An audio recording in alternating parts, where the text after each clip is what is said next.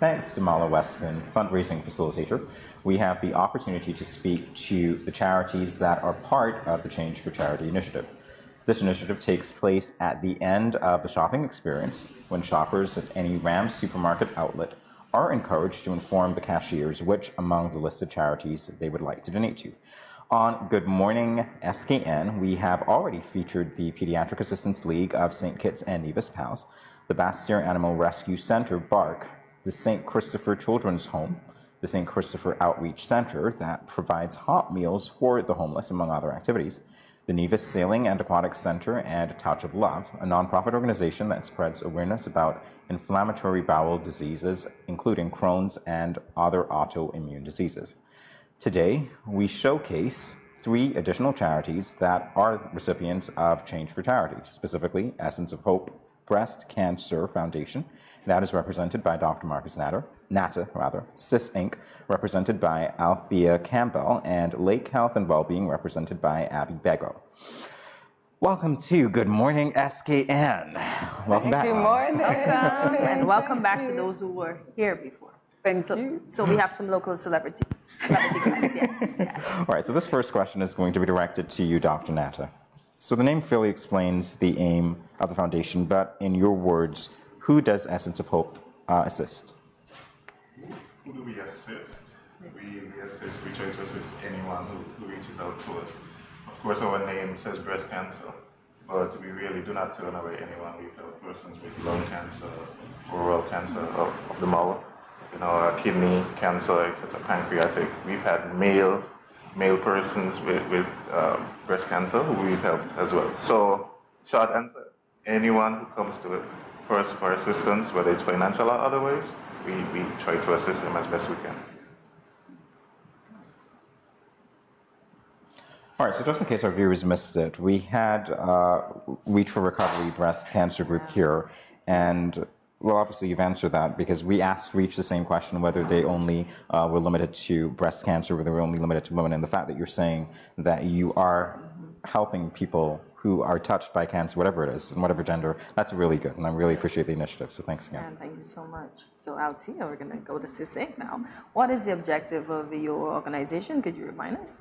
Sure. So SIS Inc. is a women empowerment organization which is intended to provide several different services to women in need. It includes legal advice, free legal advice to underprivileged women, as well as professional coaching, academic coaching, and money management tips, because everybody's trying to be a little bit more cautious about how they spend money, and sometimes they need guidance on that front. So it's a resource center. It's intended to be a resource center for women, by women. But I must put a plug here, we don't turn away women. We have a niche, we focus, we target women because we are women, we understand the issues that women face. But we have helped men also, and we don't turn away men just because it's a women empowerment organization. Althea, I have to confess, when you came in, I recognized you, but I'm like, where do I know her from? And you started talking, and I'm like, we did Althea on Zoom. Yeah, We talked I had about the same thing just now. I'd be like, oh yes, that's the young lady from Zoom. That's absolutely right. Okay, so the memory's coming back. Great. So Abi, returning to you now. So we're looking at the name of your organization, and we want to know, what to you does it mean to be in good health and wellness? Well, I think good health and wellness is a holistic approach. So we're looking at your physical health. So we're looking at, are you eating a healthy diet? Are you exercising regularly? Are you taking part in your age-appropriate health checks? Also, we're looking at your mental health. So what is your mental health like? And then also we're looking at what are some of the factors that also affect you achieving good health, physical health, and mental health. And in the public health world, we call that the determinants of health. So we have the social determinants of health. So that are things like, what is your housing like? What is your employment like? Do you live in a toxic environment? Is the environment around us, is that healthy? Is it polluted? So those are some of the social determinants of health. Do you have a social network? Then we have the political determinants of health. Do we have policies and politicians that are facilitating a healthy lifestyle? And then we have the commercial determinants of health. So what are commercial organizations doing around their practices? Are they facilitating your health or not? Are they producing products that affect our health or not? So all of those things are what we call holistic health. So it's all your whole entire life. Well, how does that impact your health and well-being? Nice. Nice. And I like that she said age-appropriate checkup. So when we go to the doctor, we can't expect to have a checkup for a 2-year-old. Yes. We have to do our age-appropriate checkup. Yes. So Dr. Natta, I'm going to come right back to you. So recently, internationally, there was a sadness of the death of Dame Deborah James, who died of bowel cancer. She documented the battle. Is it better to treat the disease as a death sentence or inspire others along the way? Ooh. That's deep. That's a very deep question. For Essence of Hope, we primarily try to deal with the preventative side, right? We try as best as we can to, again, work with people like Abi here in terms of healthy living, eating well, and so on. There's really no direct correlation between the diagnosis of cancer and your environment or what you eat. There's often not a direct correlation. It could be the environment, it could be hereditary, Okay. right? And so we try to attack the preventative as much as possible. As Abi was just saying, age-appropriate checkups. We encourage women from the age of 40 to get regular mammograms. We have a free mammogram program that we offer to women, and we encourage women to do that. We always tell them, for your birthday, that's a gift. You give it to yourself. Do that mammogram. But at the other end, we are actually now advocating. First, we advocated for an cancer treatment unit here in an oncology unit at JNF, and we have that. We are now focusing on creating a hospice for palliative care for end-of-life patients. We want you to be able to, live out your days with dignity, in as less pain as possible if you reach that stage. Hopefully we don't get there, but we know that's a need, and so we're going from preventative, giving you some awareness tools, mammograms, etc., all the way to hopefully a hospice to give you palliative care at the end of life. You said that and I got sad because I had a former coworker, her mom was in the hospice, and we know once she went there, it was time for her to basically go home, as you would say. But how can we encourage someone along the way? Like, some people do recover, others don't. Right. Where do we find the hope or the courage to speak to them and not get sad, and knowing that they're gonna go home anyway? Because it's like a disease that most of the time it kills. Yes. So how does one? Well, I wouldn't say most of the times.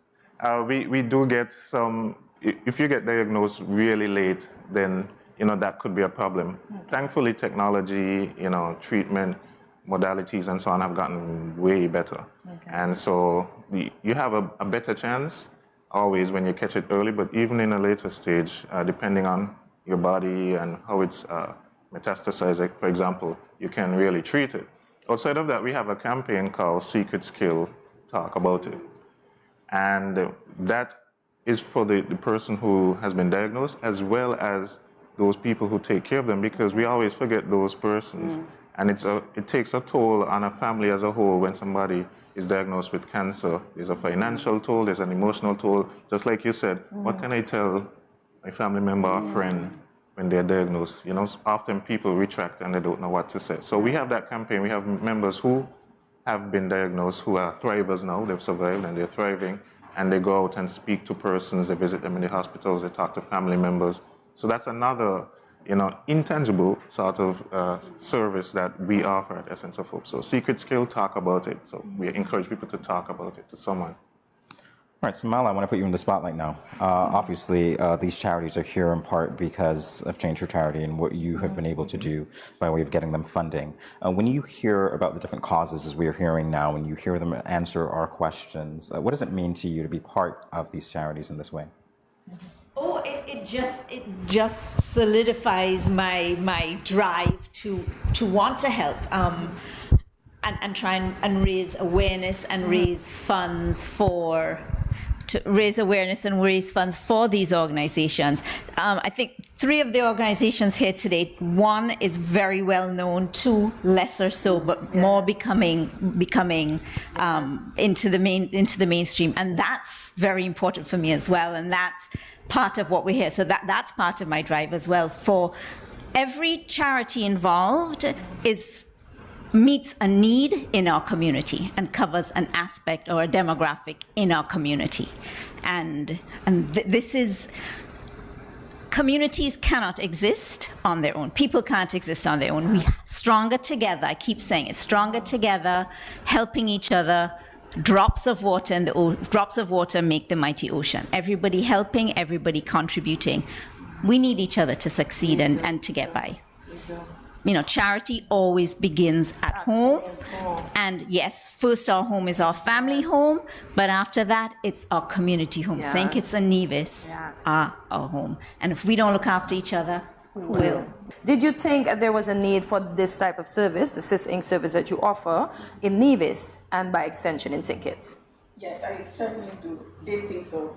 I work in the legal department in Nevis, and oftentimes you get calls from people wanting legal advice, and I have to explain to them that that's not how the legal department functions. We only technically serve the government and the government departments when they have legal disputes. We're not a legal aid clinic. So we do have a legal aid clinic in St. Kitts and Nevis, and it's based in St. Kitts. So a lot of people would get frustrated. They're like, why can't you help me? I'm a taxpayer. But I'm like, that's just not what, I'm employed to do. So I recognized early on that there was a need for it in Nevis in order to help people in Nevis who didn't necessarily want to travel all the way to St. Kitts, or who just wanted immediate interface with the lawyer to get some legal advice. And that's where the idea was birthed. And then, of course, we are open to expanding, but right now our focus is Nevis, just because, it's home, so we start there. But of course, if anybody needs our help, because interestingly enough, because we're on social media, we have gotten questions from other countries in the region already, and we've been able to answer and assist. So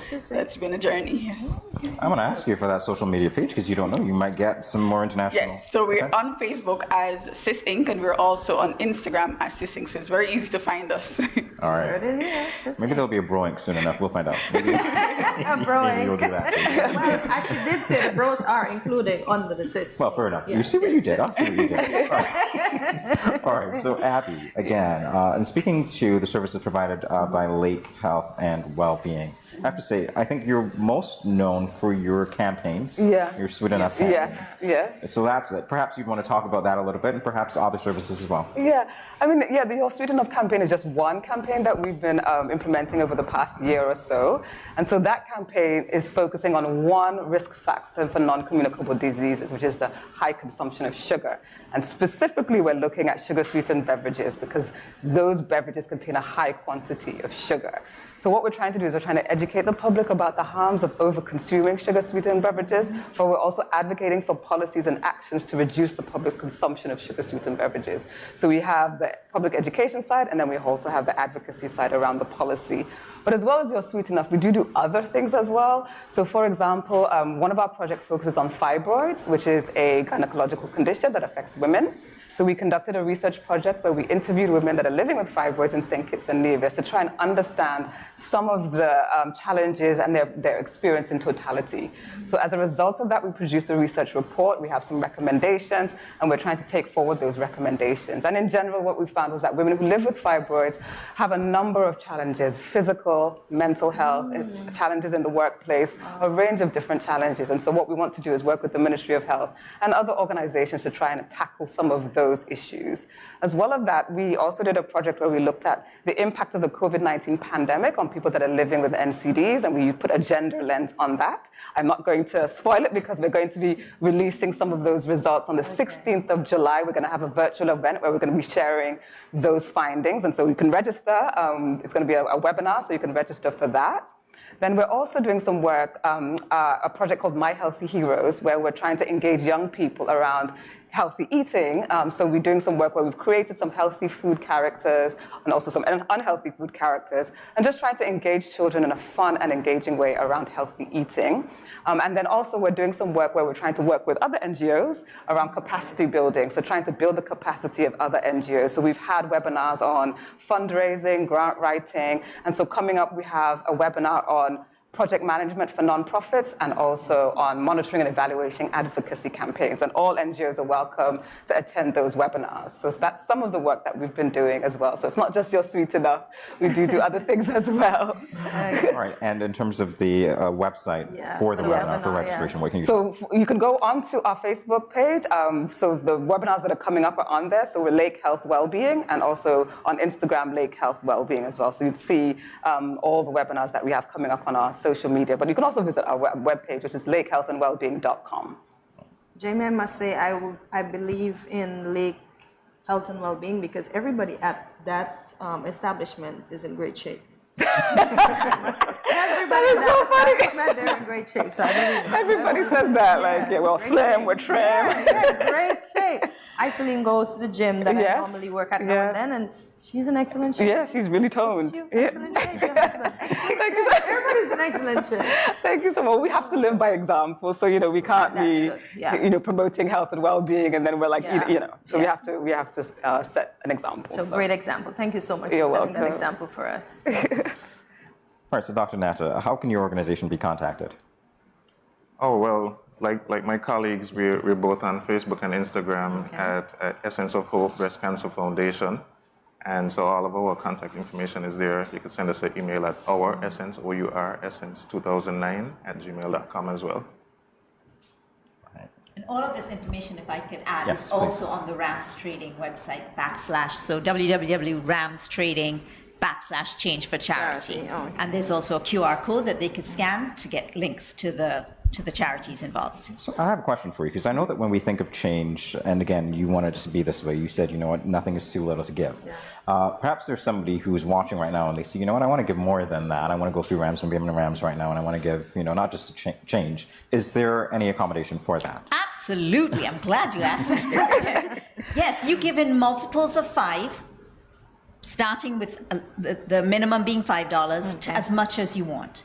And you can do it with your credit card, exactly how you would cash out to the supermarket.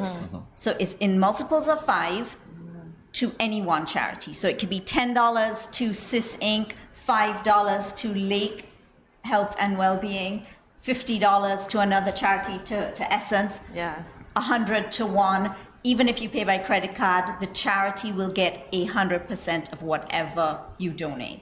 Rams will absorb all of the charges from the credit card machine, from the credit card company. And that's another way for you to give back. So thank you for that. Really appreciate it. You.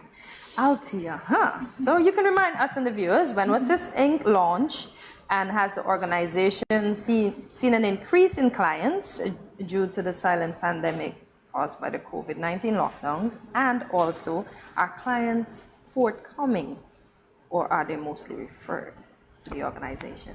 Well, SIS Inc. is a very new organization. We only launched officially on the 7th of March this year. So we're a baby organization compared to the others. And so, of course, we would not have been around in the height of the pandemic to see how the pandemic would have affected or, caused women to reach out more. We have a lot of referrals, but also now because we're doing a lot of presentations, like recently I did a presentation about wills at a church because people are interested in learning about how to make wills and so forth. So we have a lot of people reaching out to us following those presentations or on social media when they just stumble upon our pages. Also, every week I do a video giving legal advice on random topics, and I realize we get a lot of engagements following those videos because people have follow-up questions or they learn about the organization because they just stumbled across the videos. So some referrals, but some just from seeing us on social media. Lovely. So social media does play a big part. It does. It absolutely does. Oh, it definitely does. Abi, this question is for you. You're in the hot seat yet again. All right. So internationally, healthcare is expensive. And we want to find out, is that one of the reasons why some of the services at Lake Health and Wellbeing are for free? Yes. Yes. I mean, the services that we offer are more like health education. We also have projects really to tackle particular issues. So everything that we do is free for that reason. Health can be expensive, and we don't want that to be a barrier. We want people to access our services, access the information, get involved, get educated, get empowered, so that they can then go on and educate other people as well. So our services are free, yes. Wow. Have you ever took on the role of getting somebody in shape? No, we don't. We probably would refer somebody to like a trainer or a dietitian so that they can get that advice. But we provide general information, but we don't follow someone through their sort of weight loss journey per se. We would give that to someone that has the expertise specifically in doing that. But we will encourage. We can support them along that journey and encourage them and be their cheerleader and support them along the way as much as possible. Definitely, yes. All right, so in our final moments, I know that we obviously can't get into everything that you do, but we do want to give each of you a moment to talk about, to the public anyway, what is important to you by way of your charity or the way that we can give back. So we'll start with you, Dr. Natta. Sure, and I want to first of all just say thanks for the opportunity, because persons think that breast cancer only occurs in October, you know, because that's Breast Cancer Awareness Month. Yes. But breast cancer doesn't care about what month it is or how much pink I wear and that kind of thing. Yes. So it's really important for us to have outlets like this to reach persons. Well, we continue, again, to advocate for women to get mammograms. We know that women are getting breast cancer at a younger age. So even though technically it's 40 years old, if you're 30, 35, if you feel any lump or anything while you're showering, which is the easiest time to get to feel, then you should really get a mammogram. We offer the free mammogram service. Coming up in July, because again, we try to do work all through the year, we have a fundraiser cocktail coming up. It's called I Can Survive, CANCERVIVE, I Can Survive, and that will be at the Marriott on July 23rd. So we encourage persons to come out and support. As Mala was saying, of course, every little bit counts, and breast cancer treatment is very expensive. Hence why we try to tell people to do preventative kind of measures.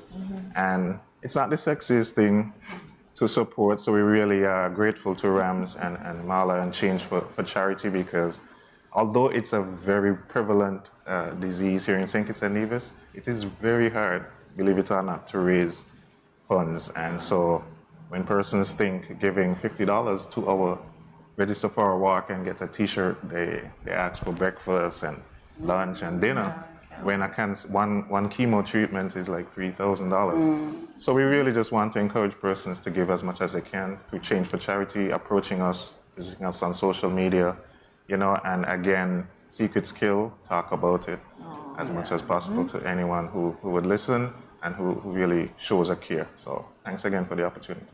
You're welcome. Abi. Okay, so I'd just like to echo what Marcus said in terms of thanking you guys for the opportunity to be here. We really do appreciate it. Also thank Mrs. Weston for all the hard work she's put into organizing Change for Charity. I guess it's no easy feat organizing something like this, so we do really appreciate that. So I guess in terms of my parting words, I mean, in St. Kitts and Nevis, I think the major public health issue we have is non-communicable diseases.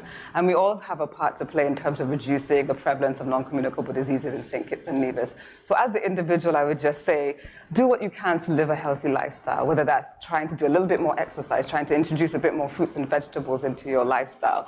And for those that are living with NCDs as well, also have a healthy lifestyle, because that can also help in terms of managing some of your symptoms. In terms of the political side of it, I think we do need policies and politicians that are going to put forward policies that will protect the health of the nation. So thinking about really good public health policy is very important.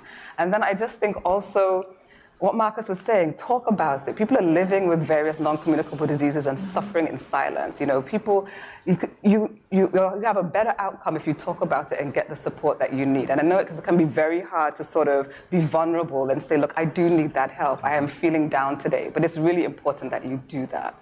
And then I think commercial organizations or corporate organizations also have that role to play in terms of facilitating a healthy work environment as well. So that means having policies that support people that are living with NCDs in your workplace, but also policies that encourage a healthy lifestyle. So what can you do in terms of your workspace? Have more water available, have less junk food available at your canteen, whatever it is.